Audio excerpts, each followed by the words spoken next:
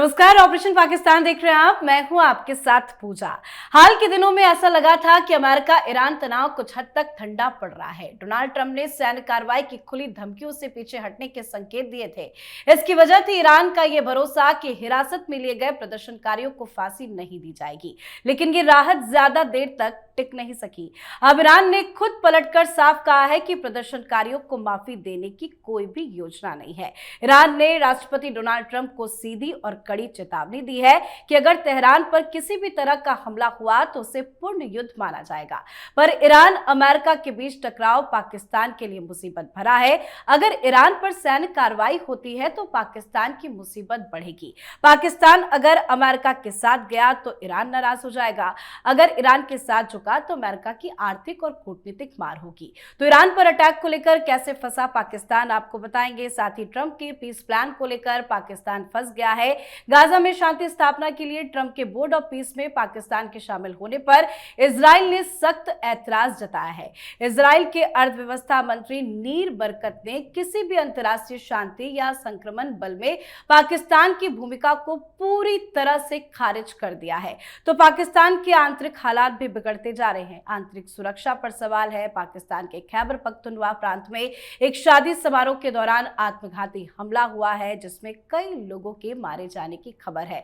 तो सिंध के बाद अब अलग अलग क्षेत्रों में कैसे बवाल बढ़ रहा है और इस बढ़ते बवाल को लेकर कैसे पाकिस्तान फंसा है, आपको बताएंगे। चर्चा के लिए मेरे साथ स्टूडियो में मौजूद हैं कैपिटल टीवी के editor in chief doctor Manish Kumar और एग्जीक्यूटिव एडिटर राजीव जी। सर, आप दोनों का बहुत बहुत स्वागत है। धन्यवाद। सर, ईरान और अमेरिका के क्लैश के बीच में कैसे पाकिस्तान फंस गया है? देखिए, पहली चीज तो ये है कि लगातार हम लोग भी कहते आ रहे थे कि Donald Trump is just buying time, और दूसरी तरफ ईरान, उसके तेहरान के जो इमाम थे उन्होंने तो साफ कह दिया कि शरिया का कानून है, यहाँ पे कोई अमेरिका का कानून तो चलता नहीं है।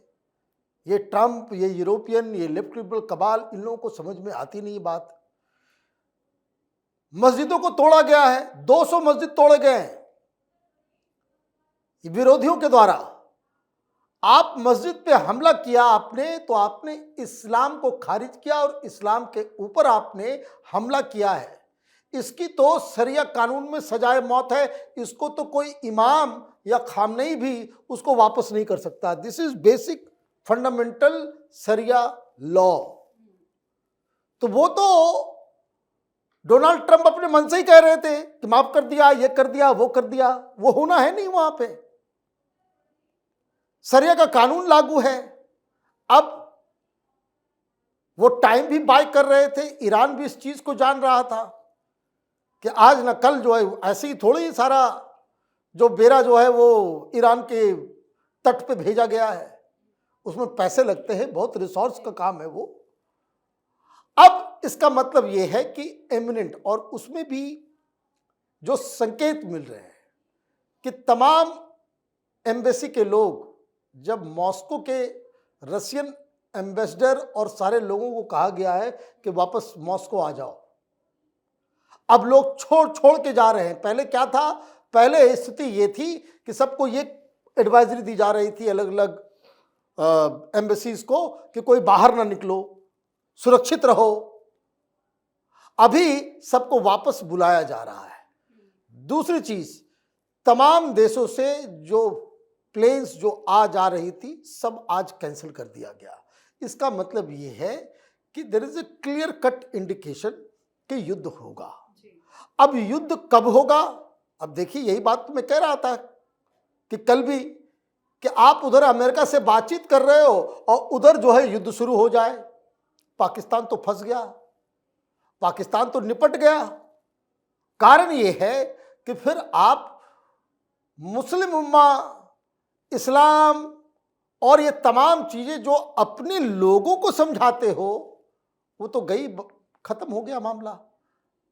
तो ये जो युद्ध शुरू होगा वो तो बॉम्ब गिरेगा ईरान के ऊपर, असर पाकिस्तान पे ज्यादा होगा। तो अगर युद्ध शुरू होता है, अटैक होता है ईरान पर, तो पाकिस्तान कैसे फंसेगा? देखिए, पाकिस्तान और ईरान, ये दोनों देशों के लिए अमेरिका इजराइल की तरफ से जो संकेत मिल रहे हैं, संदेश दे रहा है, मैसेज भेजे जा रहे हैं, और पाकिस्तान में परेशानी इस बात से है कि ये युद्ध पहले की तरह नहीं होगा।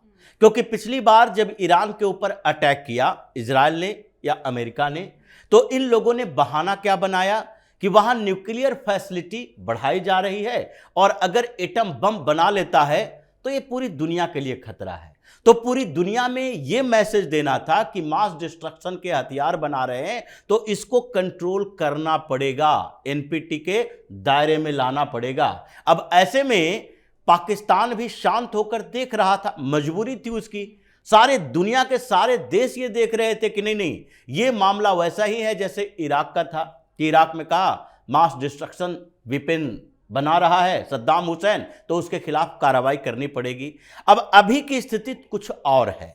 अभी ईरान के अंदर प्रोटेस्ट चल रहा है खामनेई की सत्ता के खिलाफ, और उस प्रोटेस्ट में जैसा डॉक्टर साहब ने कहा कि 200 मस्जिदें गिराई गई है, अलग अलग जगहों पर इस्लामिक हमले किए गए हैं और इस्लाम के ऊपर हमले किए गए हैं। प्रोटेस्ट में इन लोगों ने डिमांड की है शरिया कानून अब नहीं चलेगा, यहां फ्रीडम चाहिए, महिलाओं को फ्रीडम चाहिए, सबको फ्रीडम चाहिए। और इसलिए अभी अगर अमेरिका या इजराइल, अमेरिका ज्यादातर ये बात कर रहा है कि प्रोटेस्ट में जो जान जा रही है उसमें जिस तरीके से खामनेई शासन की भूमिका है और फांसी दिए जा रहे हैं, ये उकसावे वाली कार्रवाई है। दुनिया को एकजुट होकर उसके खिलाफ आवाज उठानी चाहिए, और अमेरिका इसके लिए ईरान को पनिश करेगा, उस पर हमला करेगा, इजराइल ने भी कह दिया। अब ऐसी स्थिति में पाकिस्तान की समस्या यह है कि अमेरिका अटैक करता है तो पाकिस्तान के बेस का इस्तेमाल करेगा, उसके क्षेत्र का इस्तेमाल करेगा, और ऐसे में पाकिस्तान के ये जो सैन्य तानाशाह है मुनीर, इसको जवाब देना पड़ेगा कि तुमने उस देश पर आक्रमण के लिए फैसिलिटी दी जो देश में इस्लाम के खिलाफ आवाज उठ रही है। मतलब जिस तरीके से खामनेई बच रहा है और बता रहा है कि नहीं नहीं, हम इस्लाम के खिलाफ के प्रोटेस्ट को दबाकर ही रहेंगे, इसको माफी नहीं दी जा सकती, उसी तरह पाकिस्तान के अंदर भी आवाज उठ रहा है कि अगर इस्लाम की सुरक्षा के लिए खामनेई उन लोगों को फांसी दे रहा है तो पाकिस्तान को ईरान के साथ खड़ा होना चाहिए या अमेरिका के साथ खड़ा होना चाहिए। और यही समस्या मुनीर की भी है, शहबाज शरीफ की है कि इस बार युद्ध होगा तो ऐसे में पाकिस्तान में अंदर से ही विस्फोट होंगे अगर इन लोगों ने अमेरिका को सहयोग किया तब। सर, दूसरी तरफ ये जो ट्रंप का गाजा को लेकर पीस बोर्ड है, उसमें पाकिस्तान का हस्ताक्षर और पाकिस्तान के इंटर होने को लेकर पाकिस्तान के अंदर भी विरोध हो रहा है, इजराइल से भी धमकी आ रही है। क्या ट्रंप ने पाकिस्तान को फंसा दिया है? देखिए, मुझे तो लग रहा है कि नेतन्याहू और प्रधानमंत्री मोदी कोई बड़ा लंबा खेल खेल रहे हैं। दो चीजें तय हो गई है कि एक तो बोर्ड ऑफ पीस में इसने साइन कर दिया, और दूसरा जो खबर निकल के आई कि ये सेना भेजने को भी तैयार है। तो सेना के ऊपर भी इजराइल ने विरोध किया कि हमको पाकिस्तान की सेना यहाँ पे नहीं चाहिए, ये तो खुद आतंकवादी हैं। दूसरी तरफ बोर्ड ऑफ पीस में शामिल होने के बाद फिर इजराइल ने अपना रिजर्वेशन दिखाया कि ऐसे किसी भी प्लान के अंदर पाकिस्तान को नहीं होना चाहिए। मुसीबत क्या है पाकिस्तान की और कैसे? ये डिप्लोमेसी है, राजनीति है। अब दिक्कत ये है कि आपको एक एलिबाई मिल रहा है। आप ये कहोगे कि भाई मजबूरी है तो ये है तो वो है, लेकिन अब वहां पे मीडिया, वहां पे इमरान खान की पार्टी, वहां पे जमाते इस्लामी और तमाम लोग ये कह रहे हैं कि जब इजराइल आपको मना कर रहा है, you should withdraw, you should thank Israel कि आपने जो है आपने मना किया, हम नहीं जाएंगे। लेकिन फिर भी आप जा रहे हो क्योंकि डोनाल्ड ट्रंप ने कहा है।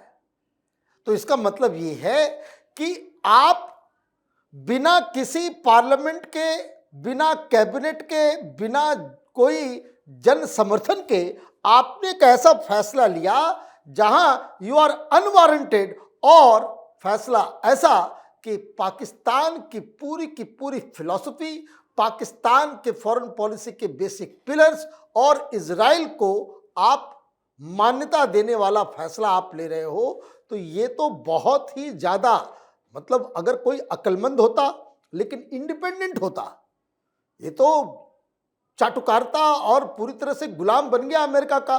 कोई अक्लमंद वहाँ पे प्रधानमंत्री होता तो वो यही कहता कि अच्छा ठीक है, हम इजराइल के इस रिजर्वेशन को मानते हैं और इस पचड़े से बाहर निकलते हैं। लेकिन इस पचड़े से बाहर निकलने का मतलब ये है कि डोनाल्ड ट्रंप फिर आपको छोड़ेगा नहीं, और अगर गए तो फिर इधर जनता आपको छोड़ेगी तो नहीं। क्या पाकिस्तान विड्रॉ करने की स्थिति में है और आंतरिक हालात कैसे बिगड़ रही है? देखिए, पाकिस्तान विड्रॉ नहीं करेगा क्योंकि वो बीच बीच में फंसा हुआ है। इजराइल कितना भी बोले, पाकिस्तान के लिए या मुनीर के लिए अगर ये कहा जाए, कुछ कुछ लगता है ऐसा कि जो अंतर्राष्ट्रीय पॉलिटिक्स चल रही है कि मुनीर सोच रहा होगा कि चलो इजराइल विरोध कर रहा है फिर भी अब वहाँ जा रहे हैं, किसके लिए? मुसलमानों की सुरक्षा के लिए, कि गाजा में मुसलमान सुरक्षित रहें, चाहे हमास को ख़त्म करना पड़े, हिजबुल्लाह को ख़त्म करना पड़े, लेकिन वहाँ गाजा के मुसलमान तो सुरक्षित रहेंगे। ये इसके लिए एक आधार दिख रहा है। लेकिन इजराइल ये कर ही इसलिए रहा है क्योंकि पाकिस्तान को उस ट्रैप में